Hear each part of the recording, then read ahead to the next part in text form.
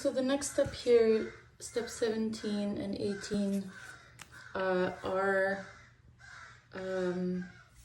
is this. So it's the bottom of the desk. This is piece 28 with the 3 rails pointing towards the left. And then this is piece 30 and 31. The top one is 30. This one. So this one is 30. This one's 31. And they go in together like that.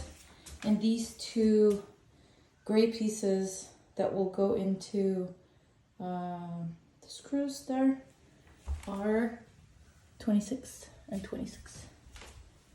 And so this will form, this is after I've done the staircase and the closet, and this will form the drawers under the desk.